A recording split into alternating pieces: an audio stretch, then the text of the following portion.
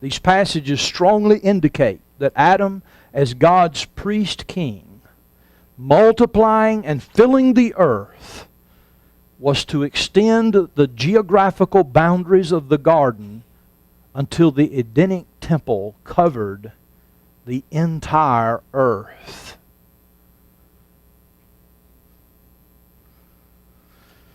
Did Adam succeed? No, he didn't. And it seems that every passage we exposit in the book of Genesis has to run through Genesis chapter 3, does it not? Everything was affected by the fall. But I want you to think about the fall in these terms. The fall was the result of a failure of the Adamic royal priesthood. The fall was a direct result of the failure of the royal Adamic priesthood. What happens? The serpent enters into the garden. This unclean, vile, filthy serpent enters into the garden. And what does he attack? The word and the command of God. He attacks the word and command of God. And here's where Adam failed as king and priest. First of all, as priest, and I'm just going to go back and make the connections for you or with you to the responsibilities of priests throughout Scripture. As priest, Adam failed to serve God and work in the garden to maintain the divine order that God had established there. The serpent entering in upset the divine order that God had established there and given Adam the responsibility to maintain. Secondly, he failed to subdue the serpent. He failed to subdue the serpent. Remember, priestly responsibilities involve keeping and guarding the sanctity of the garden and the commands of God. And Adam does what? He allows the unclean serpent to come in and question and tempt Eve and himself with a disputation of the clear words and the commands of God.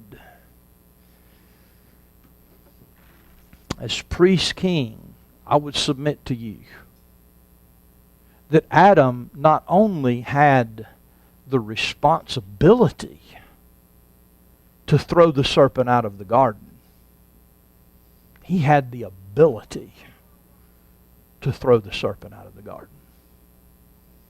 He was God's priest king, and God had given him these responsibilities, and with it, the ability to fulfill those responsibilities.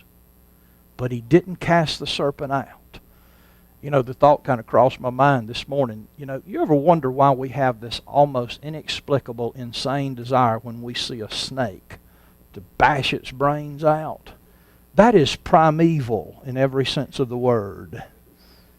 Because that's exactly what Adam should have done. He should have subdued and crushed Satan when he entered into the garden, but he didn't. He should have tread down Satan, and he failed. As king, he failed to multiply and fill the earth with a godly progeny.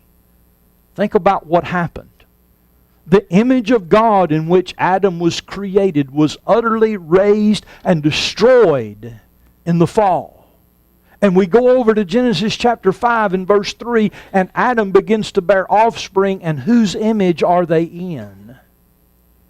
Adam's image, not God's image. As king, he failed to produce a godly offspring to subdue and have dominion in the earth. He failed to subdue the serpent. He failed to have this rule and dominion that God had given him to have. And what was the result? Because Adam did not serve God, because Adam gave his allegiance to the serpent, because Adam did not jealously guard the sanctity of the garden and the command of his Creator, he was expelled from the garden. Now, I want you to go back to the day on which the Solomonic temple was completed and dedicated, and remember the words of warning that God gave to Israel. He said, if you do not keep my commandments, if you don't keep them, if you don't guard them, if you don't propagate them in your offspring,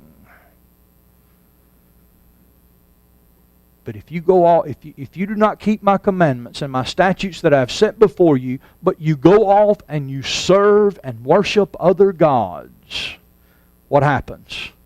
I will cut you off out of the land that I have given you, and out of my house or my temple. Is that not exactly what happened to Adam in the Garden of Eden? So we see that Adam's failure as priest-king resulted in his inability to produce godly offspring or a godly progeny that would advance the glory and the worship of God to the uttermost parts of the earth. Do you see how much he surrendered and ceded to Satan by falling to his temptation? The great purpose for which he was placed in the garden was forfeited. Therefore, he was cast out of the Adamic garden temple. But the question becomes, did this render God incapable of accomplishing what he had purposed? Clearly, he purposed that the entire earth would eventually be subdued and bow down before him and acknowledge his authority and his glory and worship him as Creator. That was clearly God's intention. That was clearly his purpose. Because Adam failed, was the purpose of God frustrated? Because Adam failed, would there be no priest kings?